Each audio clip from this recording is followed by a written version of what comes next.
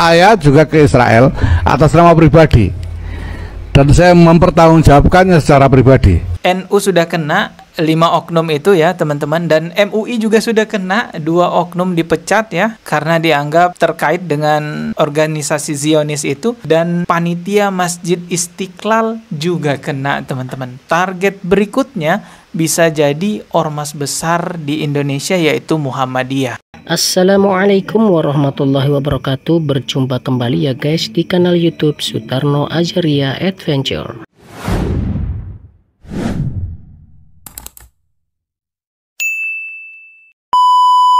Berkat 5 tokoh muda NU, Allah Subhanahu wa Ta'ala membuka semuanya, di mana dalam 20 tahun terakhir sejak eranya Gus Dur ada upaya-upaya Israel untuk bekerja sama menjalin hubungan dengan dunia Islam di Republik Indonesia lewat ormas-ormas keagamaan Islam. Salah satunya adalah melalui lewat PBNU. Kemudian kita juga telah ditunjukkan ada 2 anggota MUI juga berafiliasi dengan Israel. Ada juga pengurus Masjid Besar Istiqlal yang juga bekerja sama dengan Israel dengan kedok pengkaderan ulama. Sekaligus ini mematahkan dan membantah tuduhan-tuduhan bahwa Salafi ini adalah bentukan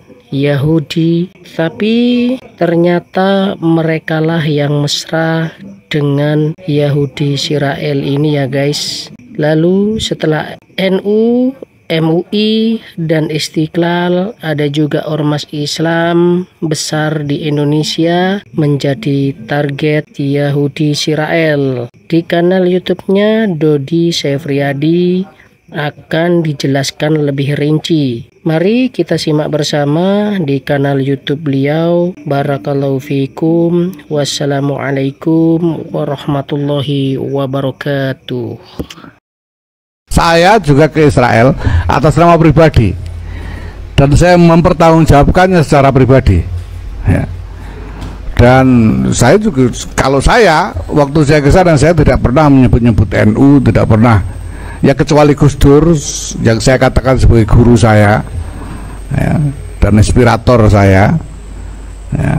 Tapi segala sesuatunya saya bertanggungjawabkan secara pribadi. Saya juga ke Israel atas nama pribadi. Ya.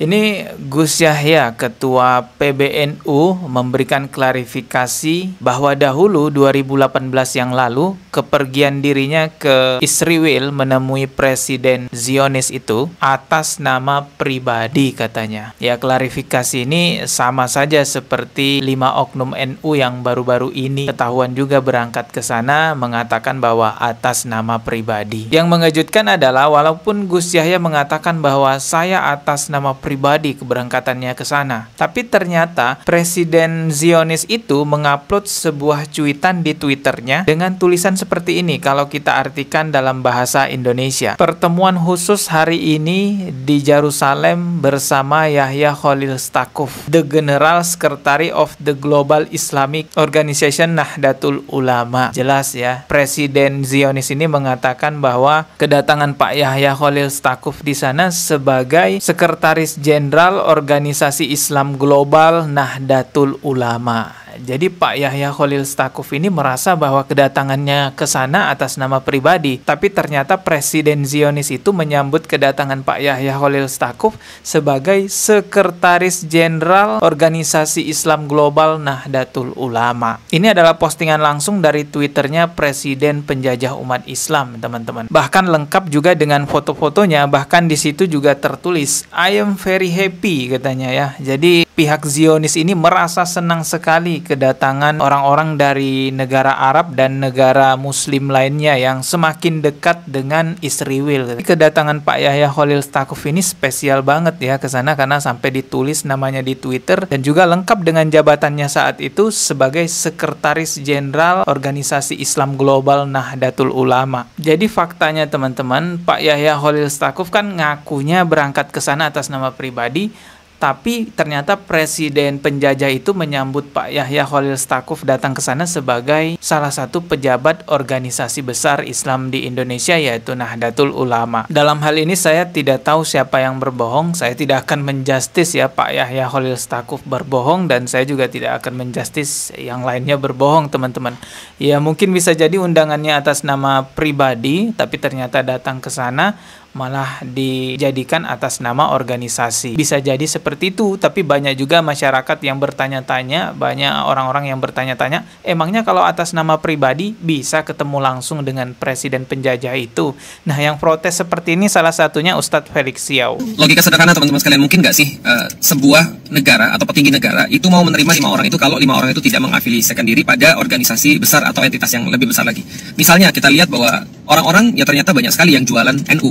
Entah mereka kemudian merasa bahwa mereka adalah wakil atau seolah-olah menjadi wakil dan seolah-olah menjadi perwakilan daripada Nahdlatul Ulama, dan akhirnya mereka jual NU itu untuk kepentingan pribadinya. Itulah yang menjadi tanda tanya masyarakat. Emangnya kalau atas nama pribadi bisa ketemu langsung dengan presidennya? Ya, saya di sini bukan menjustis ya siapa yang berbohong. Kembali lagi kepada teman-teman. Menurut teman-teman gimana? Coba tulis di kolom komentar. Saya sering nonton kajian-kajian dai sunnah, teman-teman ya, seperti Ustadz Khalid Basalamah. Dai-dai sunnah itu biasanya menjelaskan tentang karakter orang-orang Yahudi yang memang suka membolak-balikan fakta. Setelah syahadat dia mengatakan, ya Rasulullah, sesungguhnya orang Yahudi ini kaum Qadar. Kaum Qadar itu kaum yang suka membalik-balikan fakta.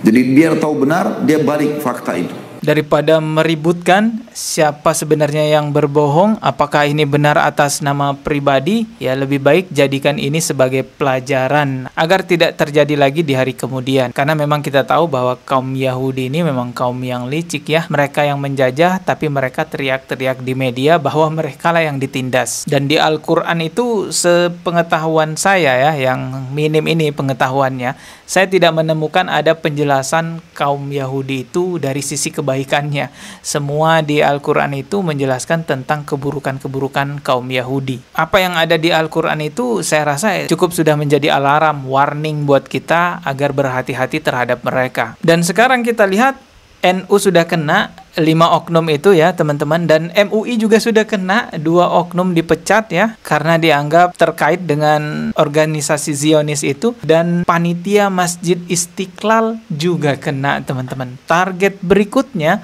bisa jadi ormas besar di Indonesia yaitu Muhammadiyah ya, bisa jadi target berikutnya adalah Ormas Muhammadiyah. Ini saya mengutip berita dari Kumparan News ya. Di sini ada berita yang menyebutkan bahwa Pak Din Samsudin itu 2 kali tolak undangan ke Israel, teman-teman. Pak Din Samsudin ini adalah seorang mantan Ketua Umum Muhammadiyah. Nah, ini dia orangnya, teman-teman ya. Beliau memberikan pengakuan ataupun pernyataan di sosial media bahwa pernah juga diundang ke sana 2 kali, tapi ditolak, teman-teman. Saya bacakan langsung aja ya pernyataan beliau. Saya 2 kali diundang oleh organisasi yang sama, American Jewish Committee, untuk berkunjung ke Tel Aviv, dan saya katakan tidak. Kata dia saat ditemui di wilayah Jakarta Timur pada Kamis tanggal 18 bulan 7. Din menilai siapa saja yang menerima ajakan dari American Jewish Committee dan memutuskan pergi ke Tel Aviv didorong aspek kebutuhan ekonomi semata. Jadi memang ya ternyata di balik itu ada tawaran uang yang cukup besar ya.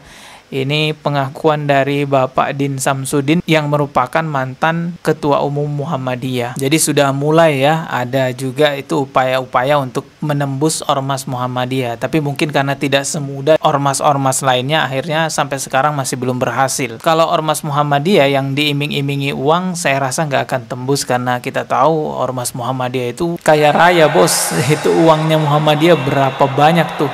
Mantan Wagub Jabar, Deddy Miswar, pernah memberikan semacam bocoran kalau salah satu pentolan 9 naga heran dan kagum bagaimana lembaga dakwah non-profit seperti Muhammadiyah bisa memiliki aset lebih besar dari seluruh jaringan bisnis di grup Lipo. Hal itu pula lah yang membuat para naga dan para pejabat penguasa tidak bisa membeli Muhammadiyah terutama untuk mendukung pilihan politik seperti organisasi keagamaan lainnya yang sangat menikmati semua fasilitas dan panggung sosial politik ekonomi selama beberapa masa jabatan penguasa. Bisa dikatakan salah satu konglomeratnya Indonesia dan bisa dikatakan organisasi Islam terkaya di dunia. Jadi kalau iming-imingannya uang ya nggak akan tembus. Bahkan ketika ada kebijakan pemerintah yang memperbolehkan ormas mengelola tambang, nah, lihat Ormas Muhammadiyah nggak kegirangan cepet-cepet ngambil itu ya kesempatan itu. Makanya nggak ada yang ngeledek ulama Muhammadiyah itu ulama tambang, nggak ada yang ngeledek logo Muhammadiyah dirubah jadi logo tambang, kan nggak ada.